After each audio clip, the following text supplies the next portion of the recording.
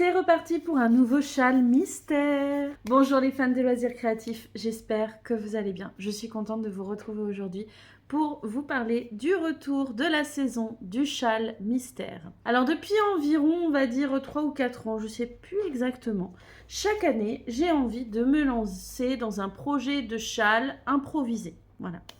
Et en fait, à chaque fois, je me dis, tiens, je vais le faire en live avec vous. Et c'est vrai qu'on partage des très bons moments. On en a déjà fait plusieurs en plus. Et à chaque fois, c'était vraiment des moments de partage, de rigolade, de surprise aussi, parce que j'ai tendance à partir un peu en freestyle.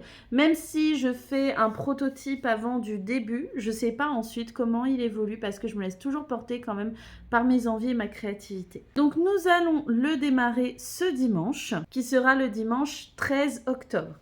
Je vais tout de suite répondre à la question qui m'a été beaucoup posée. Est-ce que ce sera débutant compatible? Oui. Oui. J'ai décidé que ce serait débutant compatible. J'ai envie de revenir un petit peu au classique du châle, en tout cas pour la forme et les augmentations. J'ai décidé que ce ne serait pas très compliqué au niveau de la forme et des augmentations. On va faire quelque chose de très basique et de très simple. C'est la seule info que je vous donnerai sur la construction du châle. Pour le reste, pour les points de tricot employés, etc., je ne vous en dirai pas plus.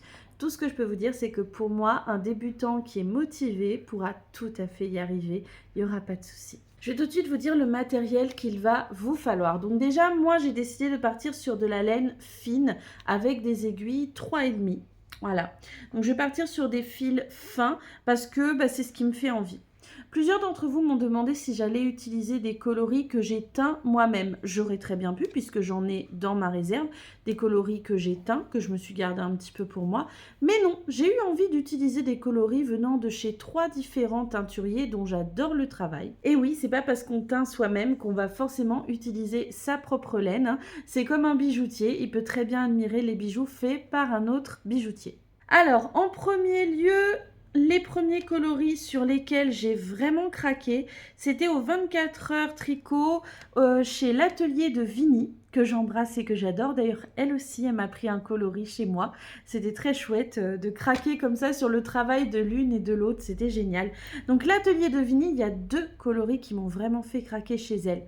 Donc, le premier, c'est celui-ci. Ce magnifique vert potion de cheminette, si je ne vous dis pas de bêtises. Sublime. Donc on est sur un écheveau de 100 grammes et 425 mètres en mérino et nylon. Donc ça c'est le premier sur lequel j'ai eu un craquage. Il est trop beau. Le deuxième coloris que j'ai pris chez elle, c'est ce magnifique violet. Oh, j'adore, il est sublime. Ce violet par contre c'est un mini, donc on a à peu près 212 mètres. 212 mètres, pareil en mérino et nylon. Donc ça c'est les 2 coloris auprès de l'atelier de Vini. Dès que j'ai eu ces coloris dans les mains, dans ma tête, ça a fait tilt pour les associer avec un autre coloris qui vient de chez Baba Wool. Baba Wool, vous le savez, c'est une teinturière dont j'adore le travail. Je trouve ces teintures superbes, magnifiques. En plus, elle est dans une démarche éco-responsable dans ses teintures, donc que des choses que j'aime. Le coloris que j'ai décidé d'utiliser venant de chez elle, c'est celui-ci. Ce magnifique doré. Il n'y a pas d'autre mot, hein. C'est pas jaune, c'est doré. Alors là, je me dis, avec ces deux-là, ça va être juste canon. Voilà. Donc ce beau doré, c'est un mélange de mérino et tencel, 100 grammes, 333 mètres. Voilà. Pour info, moi, j'ai décidé donc d'opter pour 4 coloris. Je vais vous révéler le 4e juste après. Mais vous n'êtes pas obligé d'opter pour 4 coloris. Vous pouvez choisir très bien d'opter pour seulement 2 coloris. D'accord? Ce qui compte, ça va être d'avoir la bonne quantité de laine. Ok? C'est-à-dire que là, moi, j'ai d'abord un écheveau de 415 mètres, un deuxième de 212 mètres, un troisième de 333 mètres. Et le dernier que je vais vous montrer de coloris fait à peu près 200 mètres. Le voici. C'est un restant de chez Ophil Dorus que j'avais utilisé pour faire mon châle mystère des flammes d'Horus. Voilà.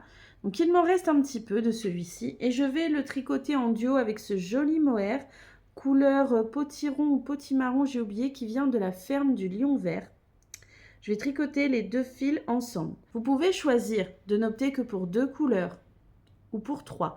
Mais évitez de n'opter que pour une couleur, ce serait dommage parce que j'ai prévu qu'on fasse un petit peu de mosaïque, de petits motifs, de changement de couleur. Donc vous pouvez très bien n'avoir que 2 couleurs, mais une seule ce serait dommage parce que vous risquez de ne pas pouvoir faire certains points de tricot. Voilà. Bien sûr, si vous souhaitez opter pour des coloris de ma boutique, n'hésitez pas à aller voir.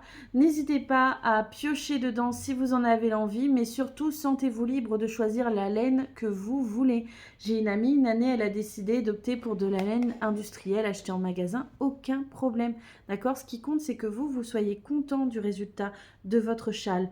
N'hésitez pas à mélanger différentes fibres ensemble du moment qu'elles se travaillent dans la même grosseur d'aiguille, ce sera préférable, sinon vous risquez d'avoir des ondulations qui ne seraient pas forcément très esthétiques au niveau de votre châle.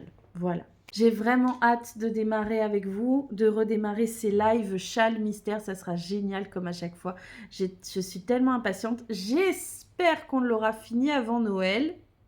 Je l'espère. Je ne donne pas de garantie pour le moment parce que un châle au tricot, on sait bien que ça prend beaucoup de temps, mais en même temps, c'est un vrai parcours agréable au fur et à mesure de le voir grandir comme ça, de voir prendre forme, de le voir évoluer. Donc, je ne peux pas vous dire à quel moment on l'aura terminé. J'espère que vous aurez envie de vous joindre à ce challenge. N'hésitez pas à me déposer un petit commentaire si c'est le cas. Bien sûr, si vous n'êtes pas là au moment des lives du châle mystère, rassurez-vous, les rediffusions seront laissées. Comme ça, si imaginons vous n'êtes pas là au moment du live, mais vous voulez faire la partie suivante le lendemain, vous pourrez très bien le faire, il n'y a pas de souci. D'ailleurs, les rediffusions des anciens châles mystères sont encore disponibles sur la chaîne YouTube. Donc n'hésitez pas à faire un petit tour. Voilà, moi je vous fais à tous des gros bisous et je vous dis à bientôt pour d'autres vidéos.